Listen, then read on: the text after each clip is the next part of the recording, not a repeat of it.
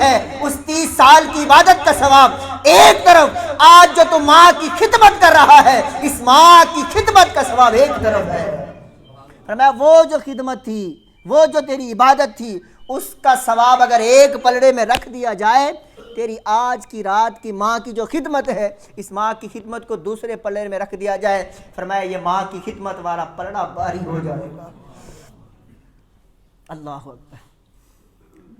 آپ کہیں جی سمجھ نہیں آ رہی، تو چلو میں سناتا ہوں اس عاشق کی کہانی، اس حضور کے یار کی کہانی جو رہتا تو یمن میں تھا، لیکن یمن سے مصطفیٰ کو مدینہ شریف میں خوشبو پہنچ جایا کرتی تھی۔ میرے اور آپ کے کریم آقا صلی اللہ علیہ وآلہ وسلم یمن کی طرف منہ کر کے اپنا جبہ مبارک کھول کر سینہ نکال کے حضور فرماتے ہیں یارو مجھے یمن سے میرے رب رحمان کی خوشبو آ رہی ہے، رحمان کی مجھے خوشبو آ رہی ہے۔ عرض کی کریم آقا رحمان کی خوشبو آپ کو یمن سے آ رہی ہے، کون رہتا ہے؟ حضور نے فرمایا میرا ایک محبوب رہتا ہے، مجھ سے محبت کرنے والا ایک وہاں رہتا ہے۔ یا رسول اللہ اگر وہ محبت کرنے والا آپ کا محب وہاں رہتا ہے، آپ کا غلام، آپ کا عاشق اگر وہاں رہتا ہے تو آپ کی خدمت میں آتا کیوں نہیں ہے؟ اللہ اکبر، آتا کیوں نہیں ہے؟ تو سنیے میرے اور آپ کے کریم آقا صلی اللہ علیہ وآلہ وسلم کیا ارشاد فرماتے ہیں۔ حضور علیہ الصلوۃ والسلام ارشاد فرماتے ہیں وہ آتا اس وجہ سے نہیں ہے کہ اس کی ایک بوڑھی ماں ہے جس کا اور کوئی نہیں ہے اس کے سوا، وہ اگر چھوڑ کے میرے پاس آئے گا تو پیچھے ماں کی خدمت کرنے والا کوئی نہیں ہے۔ میں نے اس کو کہا ہے، میرا چونکہ فرمان ہے کہ ماں کی خدمت کرنی ہے، ماں کی خدمت کرنی ہے، وہ میرا فرمان مان کے ماں کو نہیں چھوڑ رہا، اس لیے وہ میرے پاس نہیں آ رہا۔ نبی کریم صلی اللہ علیہ وآلہ وسلم نے ارشاد فرمایا جو کوئی بھی میرے اویس کے پاس جائے، میرے اویس کے پاس جائے تو اویس کو کہے کہ میری امت کے لیے مغفرت کی دعا کرے۔ پتہ چلا جو ماں باپ کی خدمت گزار ہوتے ہیں، جو ماں باپ کی فرما بردار ہوتے ہیں، اللہ تبارک و تعالی ان کی دعائیں قبول فرماتا ہے۔ اسی وجہ سے تو مصطفیٰ کریم صلی اللہ علیہ وآلہ وسلم نے فرمایا تھا کہ میرے اویس بن عامر کے پاس جو جائے اس کو کہو کہ تمہارے کریم آقا نے فرمایا تھا کہ میری امت کے لیے مغفرت کی دعا کر دے۔ اور پھر حضرت عمر پہنچے تھے، حضرت عمر کی ملاقات ہوئی تھی۔ جب ملاقات ہوئی تو پہلے تو ٹال مٹول کیا، اپنا نام عبداللہ بتایا، لیکن حضرت عمر فاروق رضی اللہ تعالیٰ عنہ نے فرمایا الذی سمت امک، وہ نام بتلائیں نا جو آپ کی ماں نے رکھا تھا، جو آپ کی ماں نے نام رکھا تھا وہ بتائیں۔ کہا اگر یہ پوچھنا چاہتے ہو تو پھر میری ماں نے میرا نام اویس رکھا تھا، میرا نام اویس ہے۔ آپ نے فرمایا کہ آپ کو کوڑ کی بیماری تھی، پھر آپ نے اللہ سے دعا کی تھی، وہ ختم ہو گئی تھی، پھر ایک تھوڑا سا ایک دینار کے برابر ایک نشان آپ کے جسم پر رہ گیا ہے ابرس کا۔ کہا ہاں بالکل رہ گیا ہے۔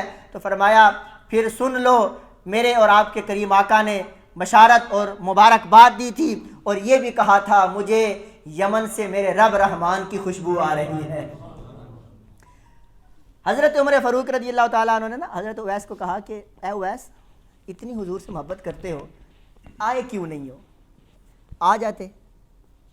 آپ نے نا رخ کو چینج کر دیا، آپ نے فرمایا کہ اے عمر آپ نے تو میرے کریم آقا کو دیکھا ہے، جلوے دیکھے ہیں، نظارے دیکھے ہیں، بتلاؤ ذرا میرے اور آپ کے کریم آقا کی یہ جو آبرو ہیں یہ ملے ہوئے تھے یا جدا جدا تھے؟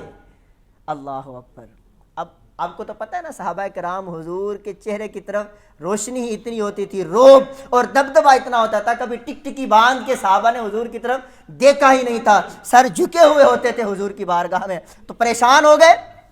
حضرت سیدنا عمر فاروق رضی اللہ تعالیٰ عنہ نے فرمایا کہ اے اویس تم تو حضور کے عاشق ہو، تم غلام ہو، آپ ہی فرما دیں کیسے تھے؟ تو سنیے حضرت اویس بن عامر اویس کرنی، ماں کی خدمت کرنے والا، جو حضور کے مبارک دور میں ہو کر بھی صحابیت کا مقام پا سکتے تھے، لیکن صحابیت کا وہ مقام ہے دنیا کے کلندر کتب ابدال سارے مل جائیں صحابی کے قدموں کی خاک تک نہیں پہنچ سکتے۔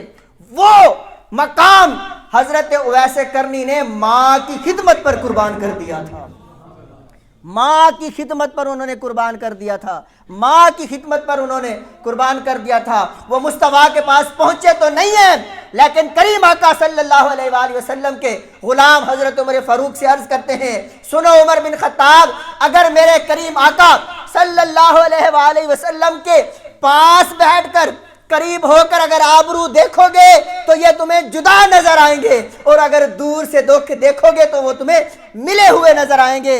پتہ چلا ویسے کرنی مدینہ شریف آئے تو نہیں تھے، یمن میں بیٹھ کر مصطفیٰ کے جلوے دیکھا کرتے تھے، یمن میں بیٹھ کر مصطفیٰ کا دیدار کیا کرتے تھے۔ یہ ہے ماں کی خدمت کا صلہ۔ حضرت اویس کرنی نے صحابیت کا مقام پا سکتے تھے، نہیں پا سکتے تھے؟ اگر حضور کی بارگاہ میں پہنچ جاتے، زیارت کر لیتے تو ان کو صحابی کا مقام ملتا، لیکن انہوں نے صحابی والا مقام قربان کر دیا۔ کس لیے؟ ماں کی خدمت کے لیے۔ کس لیے؟ ماں کی، بولے ذرا، ماں کی، یہ بتلانا تھا کہ ماں کی خدمت بہت اہم ہے، ماں کی خدمت بہت ضروری ہے۔